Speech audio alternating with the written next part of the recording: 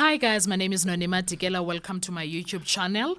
Today, I want us to talk about case 636 versus case 375 and a lot of things that need answers, but we're just talking. We're just talking. I'm sitting with my brother here, Ubongani. We're just having a conversation, like a meaningful conversation, I suppose, regarding this. Bongani, have you ever sat down and thought about how did this, in fact, before how did this case go to Voslora? You are in Gauteng. You would know these details that I may not know. The first time these guys appeared, where did they appear? Was it in Boksburg or in Vosloorus? Is there a difference? I don't know. Yeah, first of all, there's a difference between Boksburg. Boksburg has its own magistrate court. I've been there. Okay. I know. If I'm not mistaken, that magistrate is next to a tax rank, that court, Boksburg Magistrate Court. And then there's Vosloorus Court. I think people might have seen it when Wabu Chachirata visited there. Yes. There's Vosloorus Court as well. Okay. So far as I know, I would say they were at Vosloorus Magistrate Court. But I don't know why they keep saying Boksburg. Because even when I was checking the pictures and everything, it points toward Vosloorus Magistrate Court. Vosloorus Magistrate Court. I've also been inside that court as well. So when it started, from what I know, it was at Vosloorus Magistrate Court. The first time they appeared. Yes. On the 28 or 27 of October 2020. Yes. It was in Vosloorus. Yes. And then isn't there a bigger court around, like that would be used as a high court? Good question. We know that we now have a court that is approximately 15 kilometers away from Vosloorus, will be Pambridge Court. It's regional court foot. There is a high court there at Pambridge Court. You will remember our cases, even Flabber, if I'm not mistaken, that case was decided at Pambridge Court, a high court. Mm-hmm. There's a high court there. Okay. There's this guy were sex worker. That case was that decided. Young man, 21, Yes. 22 years old. Yes. I remember that High case. Court in Pambridge. Zizigodo. Pambridge Court. Hayibo. High Court. Danny Jordan, Pambridge Court. This is me proving to you that there's a high court there. Okay. There's this one, Dumandlov, specialized what court? For the SARS Ntonton. Pambridge Court. Bongani, Do you wait. see? Bongani, wait. So there is Pambridge Court. Yes. And then there is Johannesburg High Court. From Vosloorus, no, let me give you this picture. From Vosloorus to Pambridge, it's around 15 kilometers. From Vosloorus to Joburg High Court, it's around 20 to 30 kilometers. Okay. From Vosloorus to Pretoria, it's around 80 to 90 kilometers. Don't lie. Telling you. Okay. You are giving me the picture of what I'm trying to understand. I'm trying to understand, how did then this case jump from Pambridge or Johannesburg High Court and go to Pretoria? I'm trying to figure out what could have happened, what made it to go in Pretoria, what was the criteria for it to be taken to Pretoria. And the other part that I think is kind of surprising, when the guys first appeared in court, whether it was Boksburg, Vosloorus, I don't know, but they keep saying Boksburg Court. The prosecutor was Mr. Baloyi, who was there. There is a video. There is a clip that has Mr. Baloyi and Mr. Kininda there. You remember when I choose number 5 even said, Lo baba lo, uqale waya lapho engihlala khona, eqala kabusha. I even thought eqala kabusha was his hometown. I didn't know it was prison in KZN. So I'm trying to check, Uguti, how did it get decided that it better be set a Pretoria now? I was checking right now. I was trying to check just to make sure. But I do remember, man, I've been inside that court as well. I've seen this court. You know, this is one thing that Abu Henry Chauke will need to explain to us. nabo Advocate Baloyi. You jump Palmbridge. Palmbridge is not that old. Let's assume. When was this case? It started in 2020. Aye, And Palmbridge court was already there. Okay. It's not an old court. That we must agree. But 2021, it was already there. It was already fully functional by then. Fully functional. 2020, 2021, that court was already fully functional. So, Abo Andrew Chauke, the one who's currently suspended, Nabo Baloyi will have to explain. How does a case jump? Look, how did this case jump Palmbridge High Court? From Palmbridge to Joburg Magistrate Court, to Joburg High Court. Because in Joburg, you've got the Magistrate Court, which is at Ntemimpiliso What Street. And then you have the High Court, which is at Trichard Street. This guy, Uche Kisele, if I'm not mistaken, he was at, his case was decided at Joburg High Court, if I'm not mistaken. The Naboban, I forgot the other one. Dr. Nande Pamakutuman appealed. I'm talking about something that happened recently. That appeal was happening in Johannesburg High Court. That court is, look, the street next to that court is called Trichard Street. Right? So you jump, this case, Kasenzo Meyo, it jumpe, it jumpe Palmbridge. Ya jumpa Joburg Johannesburg. High Court. Epitori. Close to 100 kilometers away from where this whole thing happened. I don't know how we get there. I don't know. But maybe we need to call Baloyi and say, hey, how's Chele? Why did you jump Palmbridge High Court? Because we have seen high profile people appearing there. This lady, Watwat Masugu, or Bagasabenzela IEC, Oh, yes. also I see that appeared case. at Palmbridge Court. So, Palmbridge Court has been it's been doing high profile cases. But for some strange reasons, when it comes to the Senzo Meyiwa trial, it was taken away. All the way down to Pretoria. do you know what else I'm remembering? The police stations that I choose 1 and 2. Aren't they or silver don't Oh, let me help you. Is Let me help you. eh, Silverton police station is in Everton, right? Right, yeah, it's around there. Do you know where that place is? where? Picture this thing, straight rule. So if you like now, I'm facing you. This is Pretoria High Court. Listen to this. This is Pretoria High Court. Straight rule. I know it can't be straight, but straight rule. Pretoria High Court is down here. Joburg here. Palmbridge here. As you go down, you are going to the police station. The Silverton is there, down, as if you are going towards Vereeniging. It's there, down there. So if you are traveling from Pretoria, you will jump all these courts down.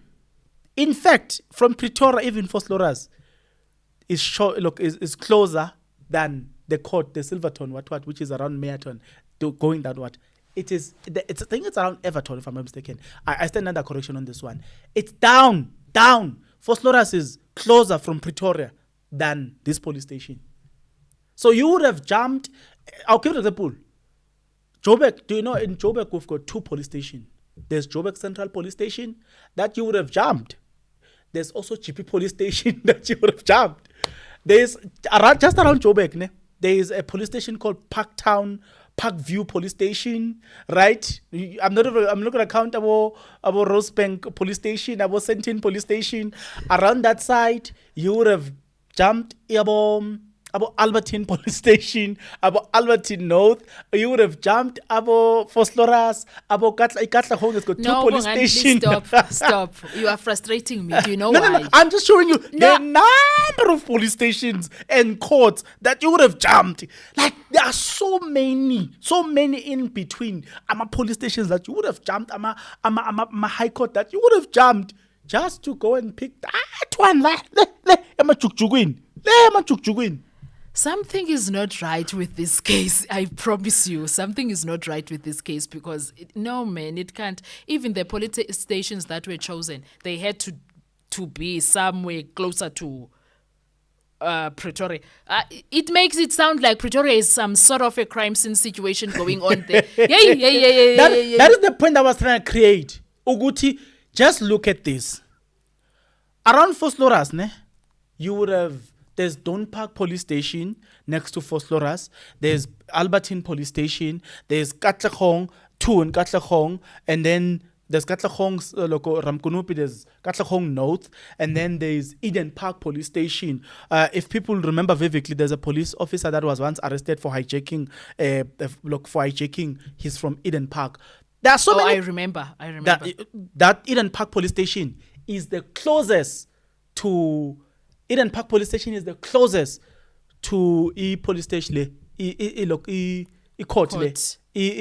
Court. It's the closest. You can literally walk from police station Eden Park to that court because that court is under Eden Park Vale, but it's just a walkable distance. What I'm trying to say, if I can name those police stations, I'm still living outside the Togoza police station inside there. Like that's so number of Abozonki Zizo as you are going that other direction. That's Uzonke Zizwe ilega Zungu.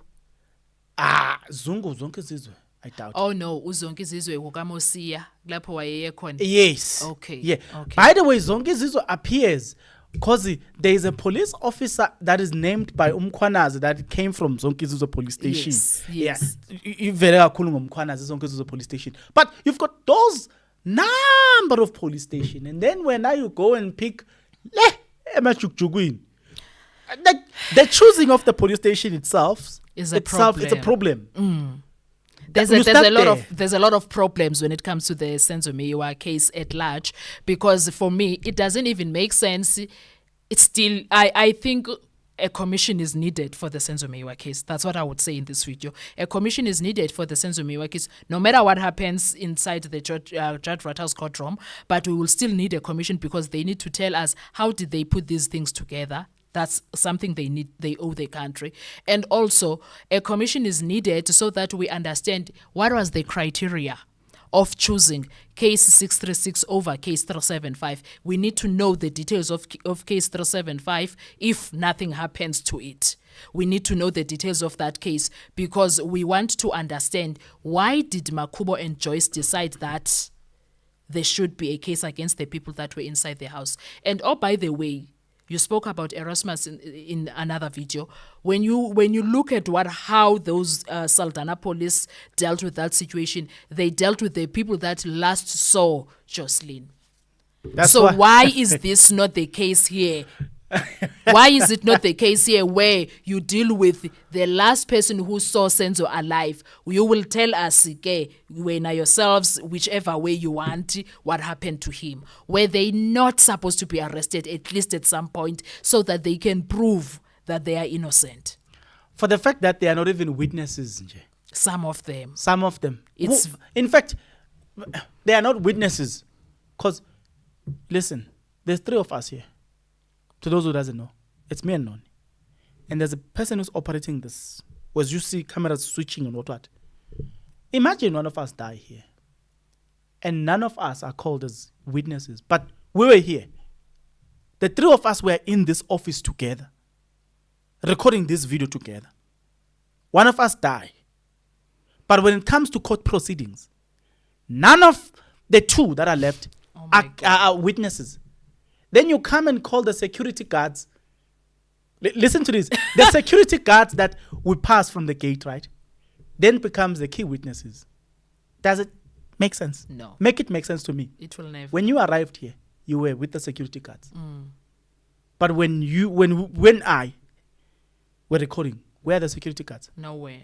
It's a similar situation that happens on the Abo Zandi Kumalo, they ran into the bathroom. Abo Mthokozisi into the bedroom, the small bedroom. Abo this other guy into the Ngasha family. Those are the people that are called. It's like you are calling And the security. the main witness, Mama Kelly, is not called because she never ran to nowhere. Exactly. So she saw everything. Kelly Kumalo saw everything. It's the same thing that I'm trying to say. The two people that are left here are not called as witnesses. You just call the security guards who saw you getting in, who can testify that no, when Bongana arrived, yes, None was sitting at the gate. Stella was already in. But why don't you call Bongan to say, where, you know what I'm saying? That is what is happening on the Senzomeo trial. We are calling everybody, but not the key witnesses. And you call it justice, Mauqed. No, this is not justice. This is a miscarriage of justice in all ways, Nje, whichever way you want to look at it. That is why the case is full of red flags. Not just red flags. It's full of that 22 million rand red flag. It is because there is no way. Hey, There 22 is million no- rand flag. No, That there's chases no way. criminals away. Yeah. I don't know. Hey, actually, 22 million rand. It's Niggas full- are ushonile. It's full of all of those things. So hence I'm saying that Abo Chauke, they owe the country explanation. Abo Pato, they owe the country an explanation. We even want to understand why is Baloyi nursing the case? Why is he nursing the case from lower court up to high court? Ordinarily, that's my last comment. Ordinarily, you will see, perfect example. Siyekela nje kwabo ordinarily, silungisile. Thabo Baxter's case. Did you notice that even the judges have changed? There was a judge that was called to Yes. manage what? When it's done, the other one is called to manage this. When it's done, then get the judge that will take on the case. Even the magistrates or the prosecutors could be changed. Like there will be these changes. There are a lot of things on the Senzomeo trial that you kind of feel like, this one does not make sure. It's like there are people who are clinging to that case and say, we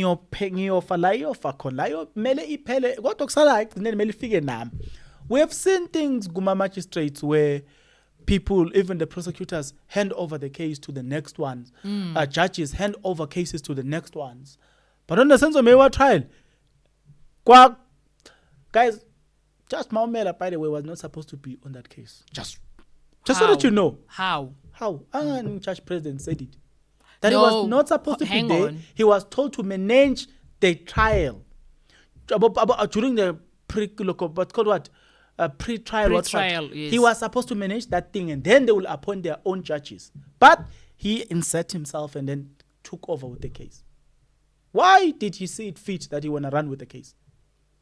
A lot went on when it came to this Ah, case. we can't even say that allegedly that we heard it from Judge President Mlambo. During, Yeah, I remember we that heard it from him. conversation. It's not even allegedly. We heard it from him. Hey, Nkosi yam. There's a lot that happens in South Africa that will, in fact, my last thing that I could say, the Senzomiwa case has been a study for all of us in South Africa. We learned a lot of things through that case. We learned about our rights. We learned there's a lot of learning that we did, and we are still learning. I never knew that I would know so many acts. Yeah. I never, tontons. I didn't know that I would know them, but now I do. myself too, I never thought that I would learn. Like, this thing, it has taught me a lot, even at a personal level. It has taught me a lot. One of the things that I always say to people, I don't believe in lawyers back in the days, but it has taught me that, no, they are lawyers. It has taught me to believe in lawyers. That's one of the side effects, I guess, positive side effects of the case. It has taught me a lot about law. But it also has taught me a lot about corruption. A lot about corruption, yes. There's a lot of corruption that we have witnessed. It goes back to what General Mkhwanazi had said, that there's an infiltration of judiciary and SEPs, and we've seen it play out in the Senzomiwa case in a lot of instances. In fact, the Senzomeo case became It's an a big- exemplary a big- of, you trust a judge. Ordinarily, when you see a judge, those people will respect them, the magistrate, you respect those people.